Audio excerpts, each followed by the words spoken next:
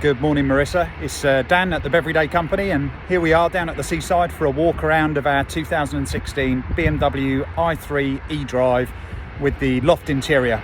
So this i3 is finished in my favourite combination, which is the fluid black external colour with the eye blue highlights. It's got the loft interior, which is really nice. Has the sport pack, which gives it the adaptive LED headlights and a privacy glass we'll see when we walk around the back.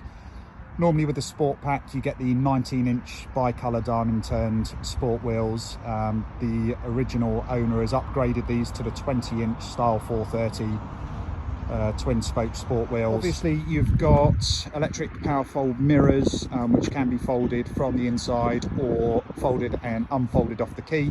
And if I push and hold the key now to unlock, obviously mirrors come. If I keep this key pushed down, you'll see the windows open, and then we have the tilt and slide sunroof open. So you can do all that off the key, you can lock it off the key and close it all off the key too. There is absolutely no damage on this car. Now I'll explain the difference between damage and sort of surface scratches in a second, but nothing through the lacquer, no dents, no scrapes, scuffs. The wheels are all completely mark free. I'm not going to waste my time by showing you each one individually. They are all spotless.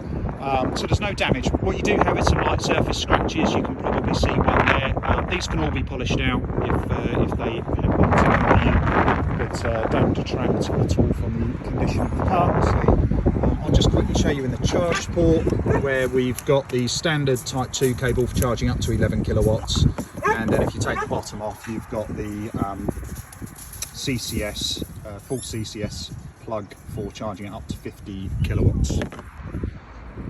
Yeah, so in the back of the car here, standard split folding rear seat, original first aid pack, 2 charge cables, both of them with a case, which is unusual. One of the cases is a little bit perished and tatty, but frankly it's just nice to have both cables, both cases. Another standard BMW feature, who doesn't love the front push and hold to open, and then there's just a lever under here, which you can see as I push it up to open the frunk. Under the front, not too much to see really. Brake fluid reservoir under there, but you should never need to look at that as an owner unless you plan on servicing it yourself. Windscreen washer, as you'd expect. These pop off, but again there's no reason to do that, they're just on Velcro. Only really for access for service items such as changing lights. Other than that, you've got the standard emergency kit, so you've got the emergency squirt and go should you get a flat tyre. You've got the locking wheel nut, the towing eye, the compressor, and the hazard triangle. Obviously great place to store your cables, which is what most people do with it. So now we'll come round and open the car up, and again, if you've seen an i3 before, you'll know how this works, but standard on the door handle, standard with every car.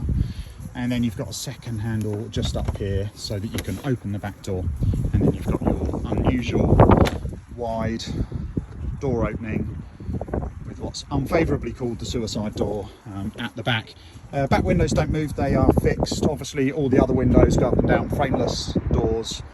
Electric windows, electric mirrors, as you'd expect, lock and unlock. Then we have a pretty little Harman Kardon stereo system, 11 speakers, including the central one there, which is always a dead giveaway when you're looking at a car advert. If you can't see the badges in the A-pillars here, look for the centre speaker. Otherwise, we've got the loft interior. Now, like I say, 59,500 miles on this one, original BMW mats. The interior is very clean. Car looks really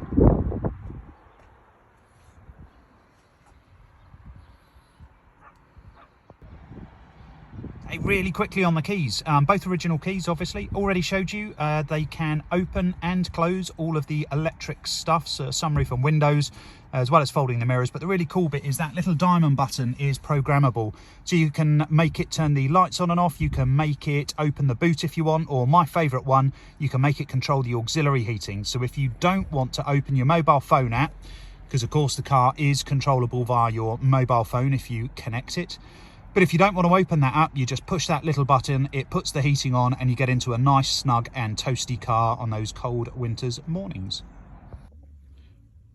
Let's see how quickly I can do the BMW iDrive. 4 shortcuts around here: media, radio, tel and nav. If I bring it up to the screen, We've got media for our USB, our Bluetooth and our aux 3.5mm. We've got radio, and when we click on this, we've got FM as well as the digital and digital stations. Flicking across to telephone, everything that you'd expect. Connect your telephone dial from either the iDrive system or using the controls on the steering wheel, or of course pick up or dial from your phone, not that you should be doing that on the move. And finally we go into nav. There's some really nifty features on the nav. Obviously the default for many people is still to use Google Maps. But with this you can also come up with various different eco routes. So if you're trying to save battery energy and go a bit further, you can choose to do a more efficient routing. But it is quite nifty, and of course my favorite setting on the nav is to zoom right out, and then we go into galactic mode and you get a pretty picture of the planet. There's loads more to explore on iDrive, takes forever. Everything from connecting the car to your mobile phone, which is really cool, through to all the service information. So you don't get a service book. It does come with an owner's manual. It's also got the electronic owner's handbook. You can see here, you can flip up and ask the car questions, get all the information you need. And when we come here, as well as tyre pressure monitoring, it has service requirements. You'll be able to see from this the full BMW service history, including the most recent one carried out on the 2nd of March 21. And finally, before I move on then, if I go into vehicle check, should tell us when the next one is due, which is March 2023.